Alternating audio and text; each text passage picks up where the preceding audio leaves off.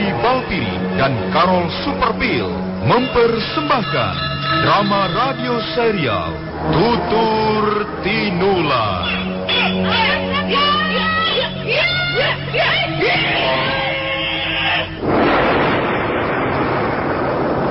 Sebuah drama radio karya Estijab dengan latar belakang runtuhnya kerajaan Singasari dan berdirinya kerajaan Majapahit.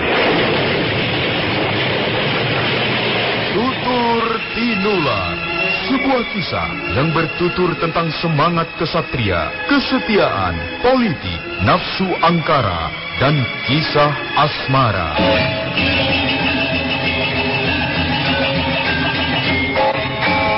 Tutur Tinular.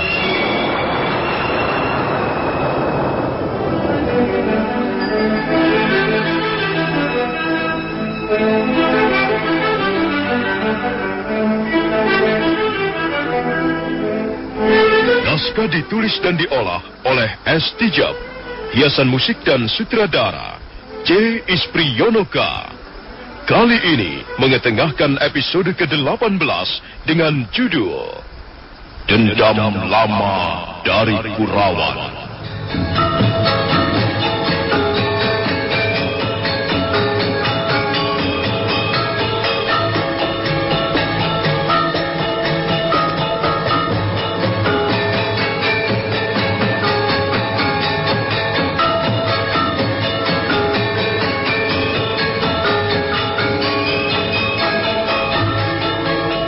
Dalam seri ke-511 ini didukung oleh para pemain Margaret sebagai Dewi Sambi, Ignatius sebagai Purusa, Agus Purnama sebagai Jampana, Mas Burhan sebagai Wong Agung, dan Asdi Suhastra pembawa cerita. Selamat menikmati. Rujak dingure, Mas. Rujak, Bu. Oh iya. Mau yang pedas? Apa yang pedas? Atau yang pedas? Loh, kok pedas semua? Namanya rujak ya harus pedas. Pedas kan panas. Nggak panas itu mantap. Kayak balsem aja, Bu. Lah iya itu. Kalau nyari balsem harus yang panas. Balsemnya apa? Ya balpirik merah toh. Panasnya mantap. Balpirik merah segera menghilangkan masuk angin, memulihkan nyeri otot dan pegal-pegal. Balpirik merah juga cocok untuk encok dan rematik. Gimana rujaknya, Mas? Enak. Panas. Kayak balpirik merah. Mantap. Itu baru rujaknya loh, Mas. Balpirik merah, gosok terus, panas terus. Panas terus. Balpirik ekstra kuat. Balpirik merah, pancen oke. Pagi sangat cerah ketika murid-murid Padepokan Tengger menuruni lereng gunung. Mereka terus berjalan beriring-iringan. Jumlah mereka seluruhnya ada 38 orang. Menjelang tengah hari, mereka tiba di kaki Gunung Tengger. Mereka terus berjalan dengan wajah menunduk. Mereka sama sekali tidak menyadari bahwa ada sepasang mata mengintip dari tempat yang tersembunyi. Kurang ajar. Wong Agung itu ternyata guru yang keras kepala. Dia tidak mau juga turun gunung. Malah dia menyuruh murid-muridnya. Apa yang bisa dikerjakan oleh orang-orang tolol itu? Kalau begini, rencanaku bisa gagal. Tak ada gunanya aku bersusah payah menyeret mayat-mayat murid Wong Agung ke Padepokan Tengger. Kurang ajar. Coba, aku ingin tahu apa yang akan dilakukan orang-orang tolol itu.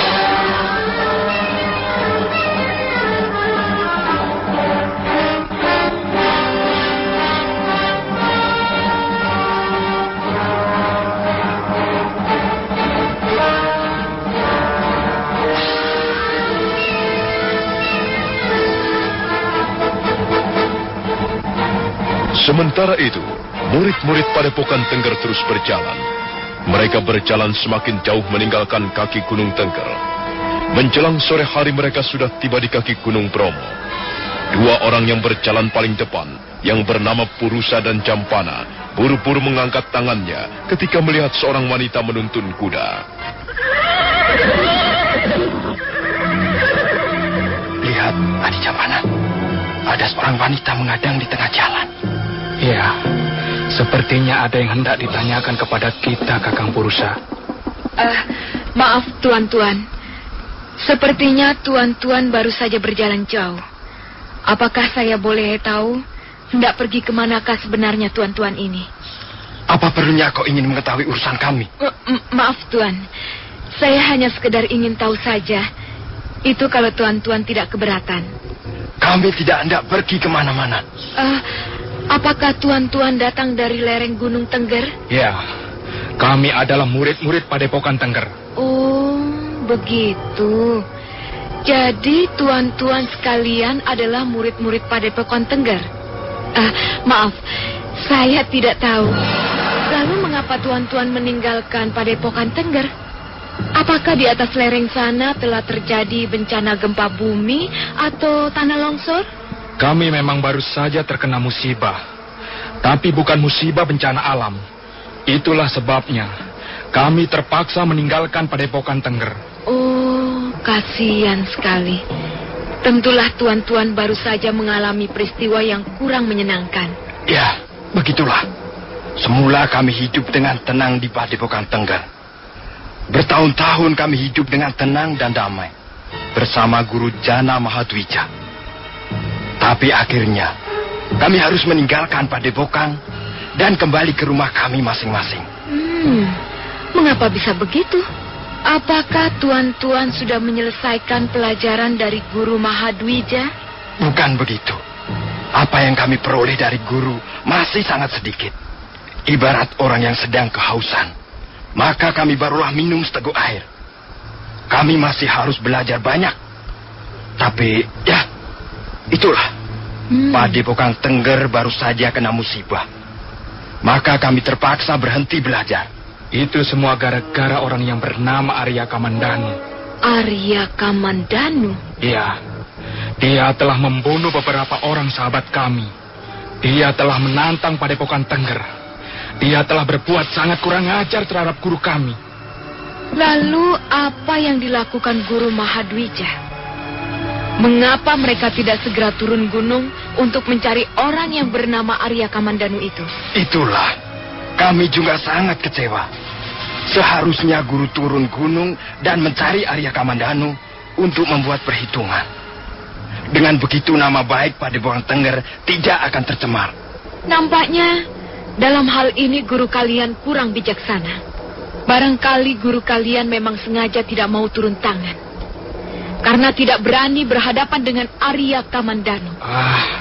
Mana mungkin begitu. Arya Kamandanu itu tidak ada apa-apanya dibandingkan guru kami.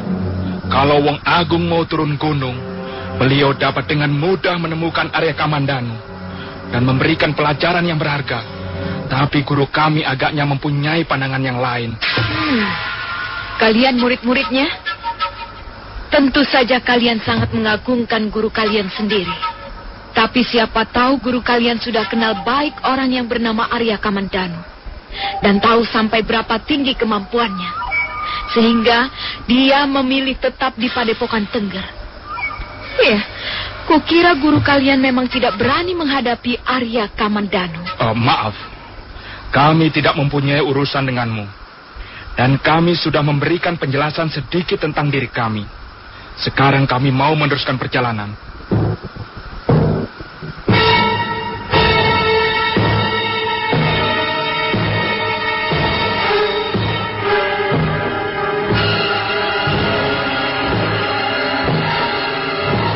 Murid-murid Padepokan Tengger kembali melangkah. Mereka nampak tidak senang ada orang yang merendahkan martabat gurunya. Sementara itu wanita penunggang kuda yang tidak lain adalah Dewi Sambi tersenyum mengejek. Dia segera melompat ke arah punggung kudanya. Orang bodoh, tolol. Seorang guru yang tolol akan melahirkan murid-muridnya yang tolol. Mungkin Wong Agung itu pun tidak jauh berbeda dengan murid-muridnya. Hei, orang-orang tolol! Tunggu! Tunggu! Iya, iya.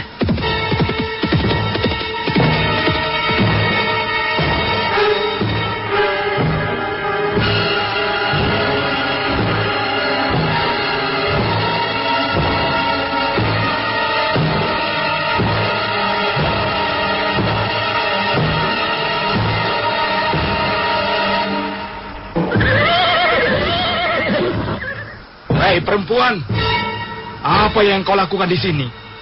Bukankah sudah kami katakan bahwa kami tidak mempunyai urusan denganmu? Minggirlah. Sabar dulu, tuan-tuan. Mengapa tuan tergesa-gesa? Ada sedikit lagi hal yang ingin ku ketahui. Kami tidak senang berurusan denganmu. Cepat minggir. Aku tahu, kalian pasti menaruh dendam kepada Arya Kamandanu. Ya, kami memang sudah bertekad akan mencari orang itu. Apakah kau sanak familinya? Bukan. Aku tidak mempunyai hubungan apa-apa dengan orang yang bernama Arya Kamandanu. Tapi kalau boleh aku nasihatkan, lebih baik urungkan saja niat kalian. Percuma kalian mencari Arya Kamandanu. Kami harus membalaskan dendam atas kematian sahabat-sahabat kami. Itu bagus. Itu namanya kalian mempunyai rasa setia kawan yang tinggi. Tapi kalian harus dapat mengukur diri kalian.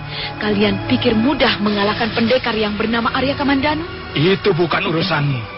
Cepat minggir, atau kau akan segera berhadapan dengan murid-murid Padepokan Tengger.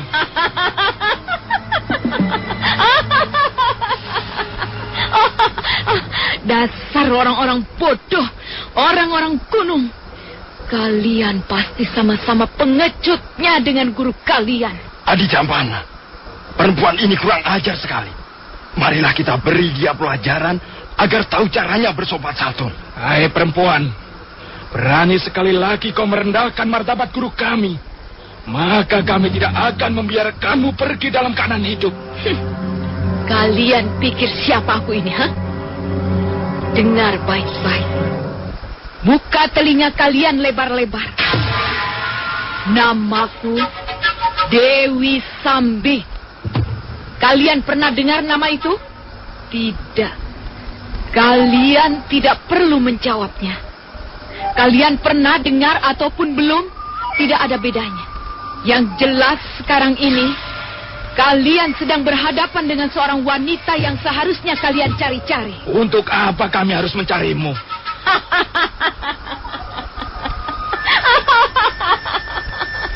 Kalian akan kucincang satu persatu. Dan mayat-mayat kalian akan kulemparkan ke Padepokan Tengger. Adi Jampana, mungkinkah perempuan ini biang keladi kerusuhan di Padepokan kita? Mungkin saja Kakang Purusa. Sepertinya dia sudah kenal betul daerah sekitar tempat ini. Nah, kalian tidak perlu merasa ragu-ragu. Memang akulah pembuat kerusuhan itu. Sekarang dengar. Sebenarnya aku tidak sudi berhadapan dengan tikus-tikus kecil macam kalian. Tak ada artinya kalian di depan mataku. Aku lebih senang berhadapan langsung dengan guru kalian. Suruh Wong Agung turun gunung. Suruh guru kalian datang kemari dan hadapi Dewi Sambi. Kurang ajar. Setan betina. Ayo Kakang Purusa, kita ringkus perempuan ini. Hei iblis jahanam. Kami belum benar-benar percaya bahwa kaulah perusuh yang pernah datang ke Padepokan Tengger. Tapi sekarang, bagi kami hal itu tidak menjadi soal. Kau sudah berani menghina Padepokan Tengger. Bahkan kau sudah berani menghina guru kami. Dan itu sudah cukup untuk membuat kami akan menunjukkan siapa diri kami. Ayo Adi Jampana. Ayo kawan-kawan. Kita sergap perempuan jahanam ini. Ringkus dia. Tangkap dia. Kalau melawan, kita cincang saja beramai-ramai. Iya.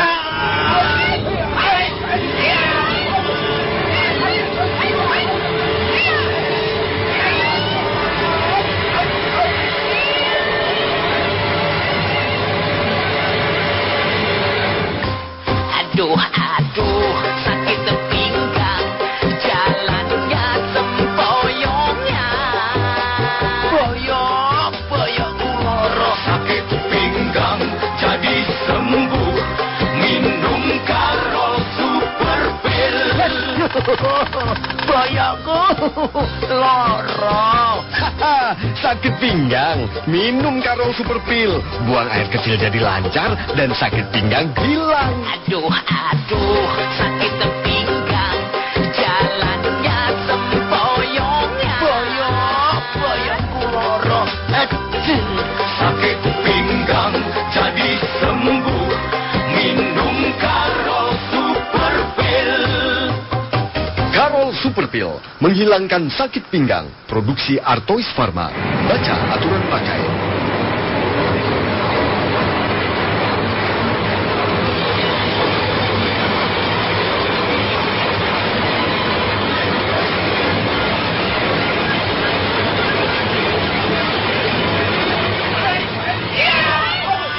Begitu Campana dan Purusa berteriak nyaring, maka murid-murid Padepokan Tengger segera menyerbu. Dewi Sambi berlompatan ke sana kemari untuk menghindari serangan-serangan lawannya.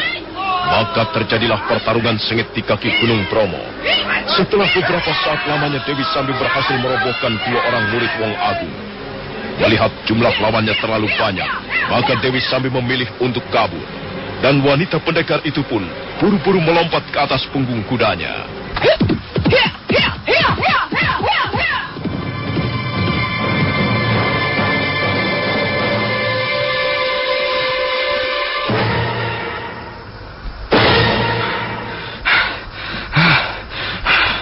Dia kabur, Kakang Purusa. Ya, nampaknya dia mempunyai ilmu bela diri yang cukup tangguh.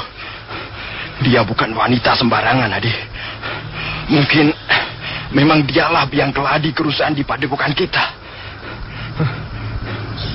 Ya, kalau begitu, mari kita kejar dia, Kakang Purusa. Benar, Haji Jampan. Jangan lepaskan perempuan itu. Kita harus bisa menangkapnya dan mengorek keterangan dari mulutnya. Aku ingin tahu apa hubungan perempuan itu dengan Arya Kamandano. Malam, suasana di sekitar rumah kediaman Wong Agung sepi dan lengang. Tak seorang pun nampak melintas di sana. Biasanya tempat itu selalu disibukkan oleh murid-murid Padepokan Tengger yang mengurusi keperluan hidup mereka sehari-hari. Tapi malam itu benar-benar sangat lengang. Wong Agung duduk sendirian di serambi rumah kediamannya. Aku benar-benar merasa kehilangan. Aku baru menyadari bahwa sebenarnya aku membutuhkan kehadiran orang lain. Sungguh tidak enak duduk sendirian seperti ini. Aku menjadi seperti orang terbuang dan tidak berguna. Apa yang kupikirkan ini? Mengapa aku tiba-tiba berkecil hati? Bukankah sebelumnya aku juga sudah hidup sendiri? Iya, dulu aku juga hidup sendirian di tempat ini. Kemudian satu persatu mereka datang. Dan akhirnya jumlah mereka menjadi semakin banyak. Dan akhirnya tempat ini terasa menjadi lebih hangat. Tapi sekarang tempat ini kembali menjadi dingin. Dingin seperti kabut yang melayang-layang di halaman itu. Aku harus berusaha menenangkan pikiranku. Aku tidak boleh terus-menerus larut dalam kesunyian seperti ini. Wong Agung kemudian perlahan-lahan bangkit. Dia melangkah ke arah sanggar pamujan yang terletak di belakang rumah kediamannya. Pertapa tua itu duduk di atas tikar pandan dan tangannya meraih dupa, kemudian menaburkannya ke atas tungku. Seketika ruangan menjadi harum semerbak, dan asap yang berbau harum itu menyebar sampai ke halaman. Selanjutnya Wong Agung duduk bersemedi. Matanya terpejam dan kedua belah tangannya diletakkan di atas paha. Oh, Sang Hyang Widi, aku percaya bahwa semua ini terjadi atas kehendak-Mu. Aku percaya bahwa semua ini hanyalah merupakan godaan semata-mata. Oh, Sang Hyang Jagat Kirinata, berikanlah kekuatan kepadaku. Berikanlah lampu penerangan di dalam hatiku, supaya aku kembali memperoleh kedamaian di tempat ini. Guru, mengapa guru masih juga tinggal diam? Mengapa guru tidak membalaskan sakit hati teman-teman, Guru? Guru. Kami percaya guru adalah pembimbing kami. Guru adalah pelindung kami. Kami tidak rela padepokan Tengger diinjak-injak oleh orang lain. Kami tidak rela tempat ini dihina dan diremehkan orang. Mengapa guru tidak juga turun gunung? Guru!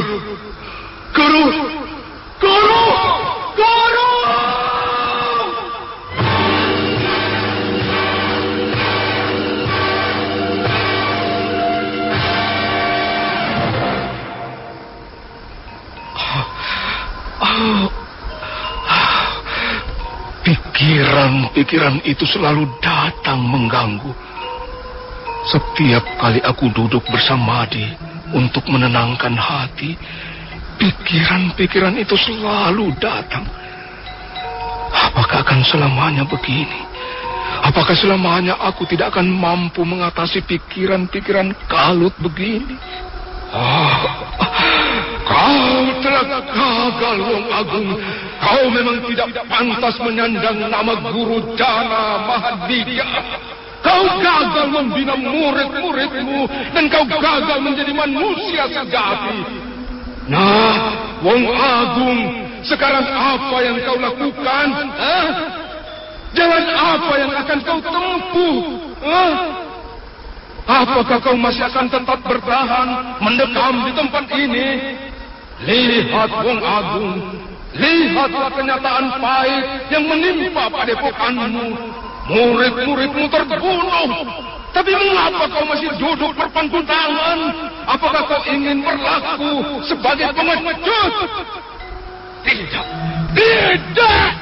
Aku akan melawan pikiran-pikiran jahat ini. Bagaimanapun juga, aku akan tetap berada di padepokan Tengger.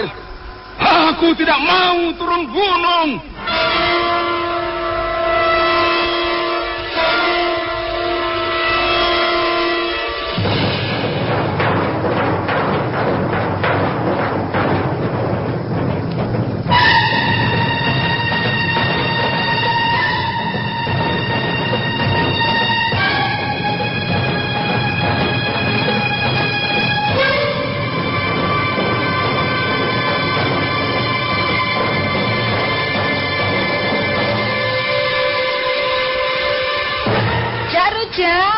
Rujak cingure, Mas. Rujak, Bu. Oh iya. Mau yang pedas? Apa yang pedas? Atau yang pedas? Loh, kok pedas semua? Namanya rujak ya harus pedas. Pedas kan panas. Nggak panas itu mantap. Kayak balsem aja, Bu. Lah iya itu.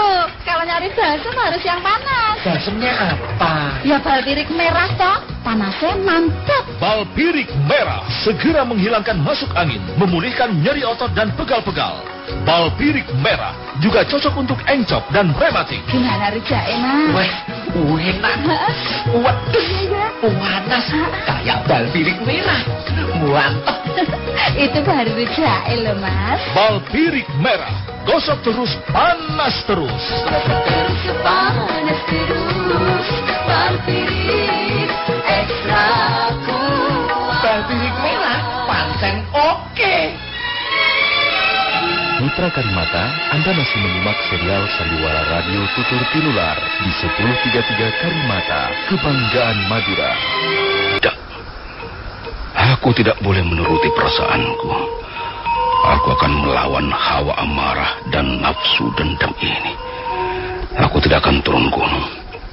Bagaimanapun juga, aku akan tetap bertahan di padepokan Tengger.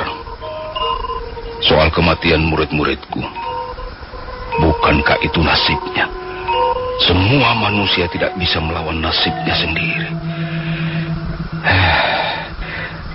Tapi kalau mau jujur, sebenarnya aku masih merasakan kebimbangan.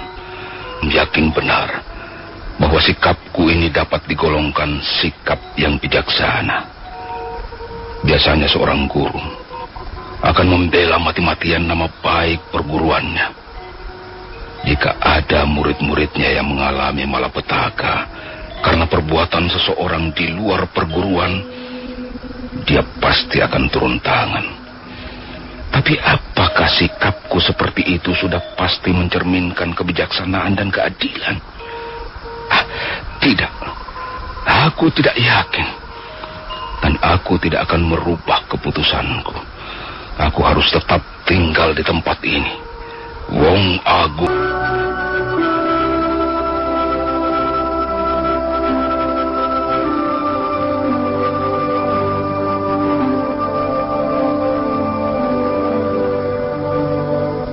Sementara itu, murid-murid Padepokan Tengger yang sudah sempat bentrok dengan Dewi Sambi berusaha mengejar wanita pendekar itu.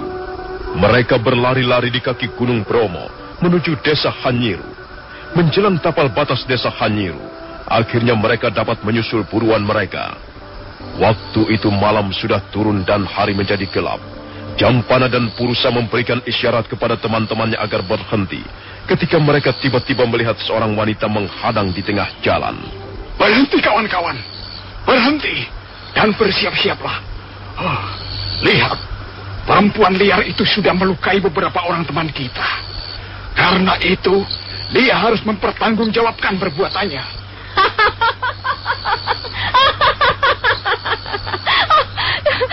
Kalian pikir aku takut mendengar ancaman kalian? Dasar murid-murid bodoh. Kalau aku sampai melarikan diri, sama sekali bukan karena merasa takut. Aku hanya ingin mencari tempat yang lebih nyaman untuk berbaku hantam dengan murid-murid Padepokan Tengger. Adi Jampana, apalagi yang kita tunggu? Tenang, Kakang Purusa. Tenanglah. Kau seorang pendekar wanita yang sombong. Kau merasa lebih unggul daripada kami. Kalian akan segera tahu siapa Dewi Sambi. Aku dapat membuat kalian semua jungkir balik di tempat ini. Hai, perempuan jahanam. Sekarang kami tidak akan membiarkanmu melarikan diri. Kami akan meringkusmu bersama-sama. Ayo Kakang Purusa, kita sergap saja wanita ini. Ayo kawan-kawan, sergap dia. Jangan beri kesempatan lolos. Ya.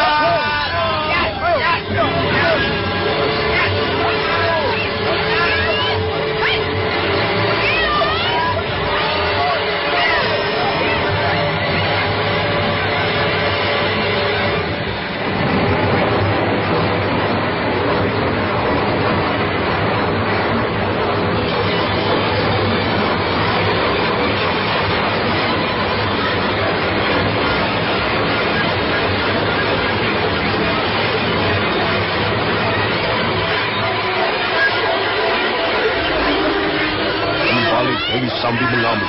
Dalam 5 gebrakan dia sudah berhasil merobohkan 2 orang murid Padepokan Tengger. Jampana dan Purusa marah sekali. Mereka segera menarik senjatanya masing-masing.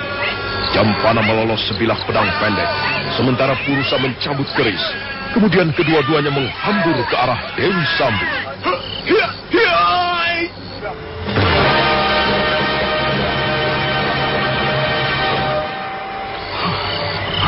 Kurang ajar.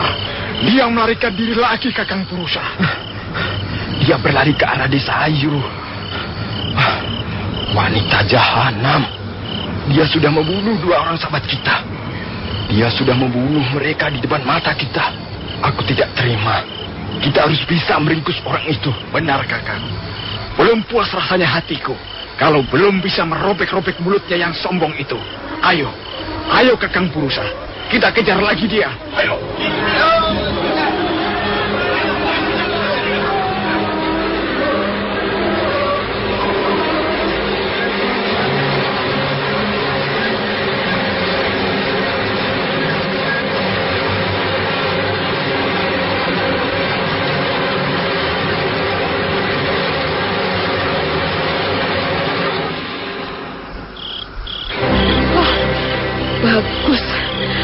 Bagus. Aku pasti berhasil menjalankan siasatku. Dasar murid-murid bodoh. Mereka tidak tahu apa yang kurencanakan. Dasar orang-orang bodoh. Mereka akan segera terperangkap dan binasa bersama-sama. Tamatlah sudah Padepokan Tengger malam ini. Aku akan menggiring mereka ke moncong seekor buaya yang sangat ganas dan kejam. Aku dengar suara mereka. Oh, orang-orang bodoh itu pasti masih mengejarku. Bagus. Bagus. Ayo, kejarlah aku. Kejarlah Dewi Sambi. Kalau kalian merasa sakit hati atas kematian sahabat-sahabat kalian, ayo, kejarlah Dewi Sambi. Ya, rujak dingure, Mas. Rujak, Bu. Oh iya. Mau yang pedas? Apa yang pedas? Atau yang pedas? Loh, kok pedes semua? Namanya rujak ya harus pedas. Pedas kan panas. Nah, panas itu mantap. Kayak balsem aja, Bu. Lah ya itu. Kalau nyari balsem harus yang panas. Balsemnya apa? Ya balpirik merah toh. Panasnya mantap. Balpirik merah segera menghilangkan masuk angin, memulihkan nyeri otot dan pegal-pegal. Balpirik merah juga cocok untuk encok dan rematik. Gimana rujak, Mas? Wah, enak. Waduh, panas. Kayak balpirik merah. Mantap. Itu baru rujak loh, Mas. Balpirik merah, gosok terus, panas terus. Panas terus. Balpirik ekstra kuat. Balpirik merah, pancen oke.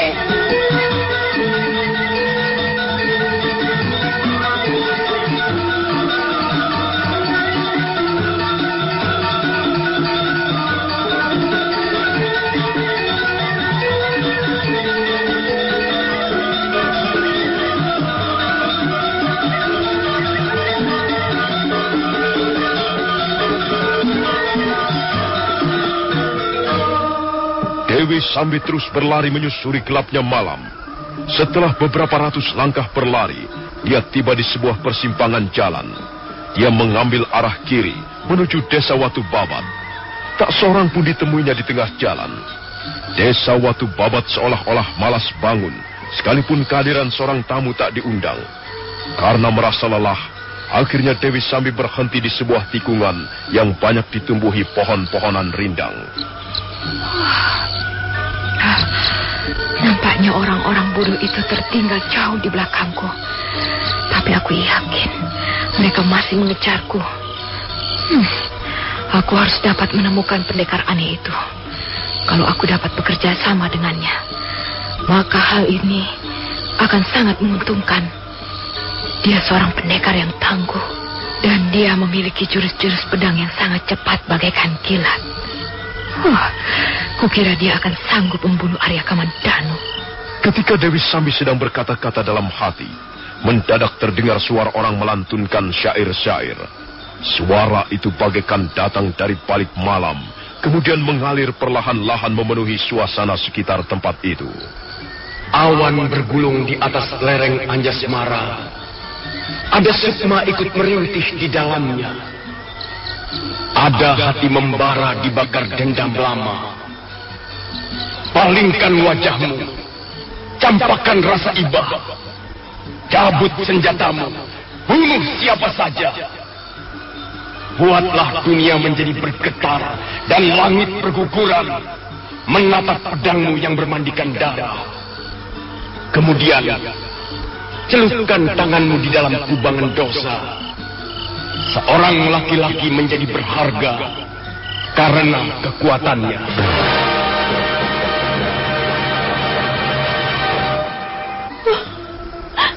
Tuhan,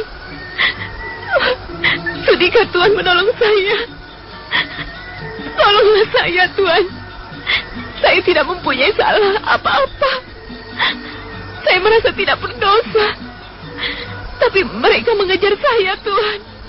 Mereka hendak membunuh saya, Tuhan. Derita hanyalah pakaian sementara manusia. Derita bukanlah suatu hal yang patut ditangisi. Tengadahkan wajahmu. Tertawakan saja penderitaan itu. Dia akan malu sendiri dan lari. Tuhan, Tuhan dapat berkata seperti itu karena Tuhan adalah seorang pendekar yang tangguh. Dari mana kau tahu bahwa aku pendekar tangguh? Dari sikap Tuhan. dari ketenangan Tuhan dan dari cara Tuhan berdiri serta cara Tuhan memandang seseorang.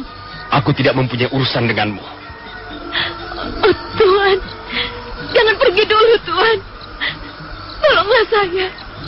Mereka, orang-orang itu terus mengejar saya Tuhan. Saya tidak berani menghadapi mereka. Saya membutuhkan pertolongan Tuhan. Mereka akan membunuh saya. Saya sudah berlari sangat jauh. Saya sudah sangat lelah Tuhan. Tapi mereka berusaha mengejar saya. Kalau Tuhan tidak mau menolong saya, maka saya pasti akan binasa di tangan-tangan mereka, Tuhan. Mereka akan mengeroyok saya. Apa kesalahanmu sehingga mereka mengeroyokmu? Salah, tapi saya tidak berdosa. Sungguh, Tuhan, saya tidak mempunyai kesalahan apa-apa. Mereka hanya tidak menyukai saya. Mereka menuduh saya wanita pelacur. Mereka menuduh saya telah merusak kebahagiaan rumah tangga seorang warga desa. Kau pikir aku sudi menolongmu? Aku belum mengenal siapa dirimu. Mungkin saja kau memang seorang wanita pelacur. Tuhan, sampai hati Tuhan berkata seperti itu di depan saya. Kau memang pantas sekali dijuluki seorang wanita lacur. Dan kukira kau tidak perlu menyesalinya. Teruskan saja pekerjaanmu itu. Tunggu Tuhan, tunggu dulu. Bagaimana ini? Kalau Tuhan benar-benar tidak sudi menolong saya, maka akan tamatlah riwayat hidup saya hingga malam ini, Tuhan. Sebentar lagi mereka pasti sampai kemari. Laki-laki pendekar pertampang kekar itu hanya tersenyum. Dan senyuman itu dingin bagaikan air telaga beku. Dia sama sekali tidak menghiraukan lagi rengekan-rengekan Dewi Sambi. Dia melangkah perlahan-lahan meninggalkan tempat itu. Apa salahnya menjadi wanita lacur? Mengapa harus takut bermuka manis menjual harga diri? Dunia ini sudah bobrok.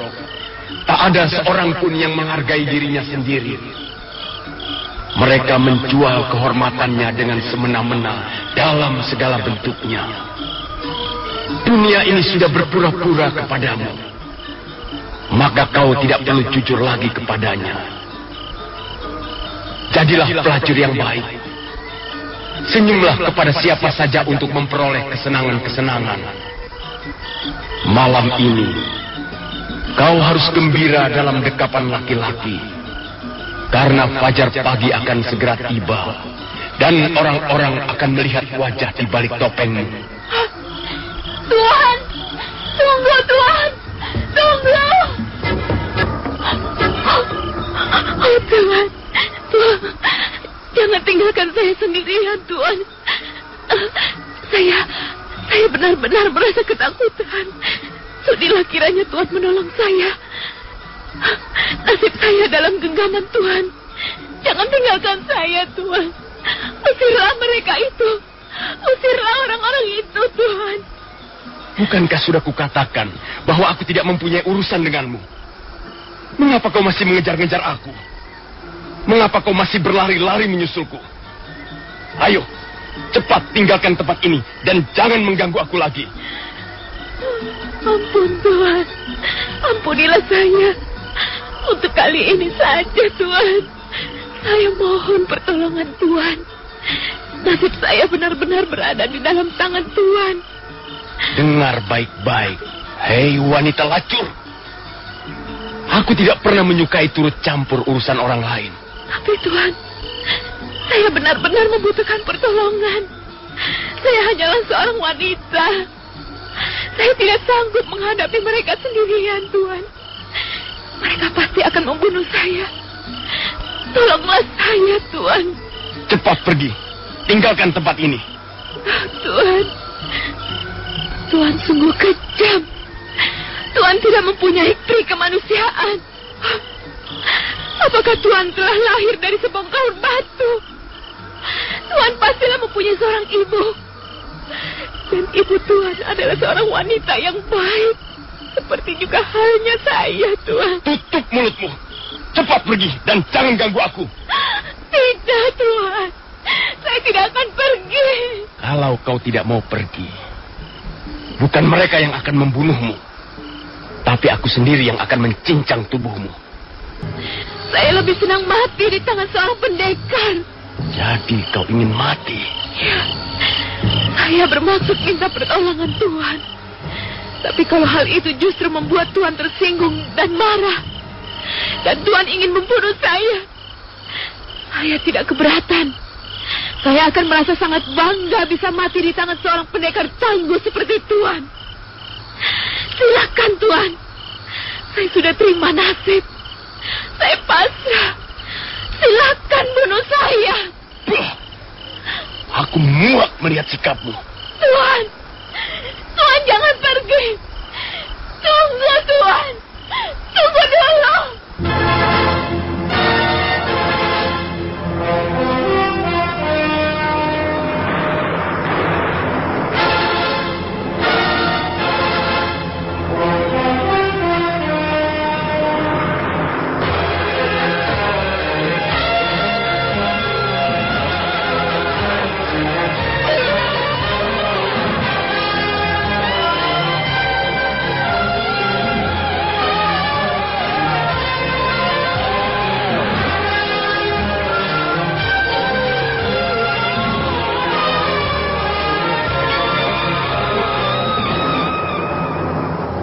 Dewi Sambi terkejut ketika pendekar bertubuh tinggi itu tiba-tiba melangkah pergi.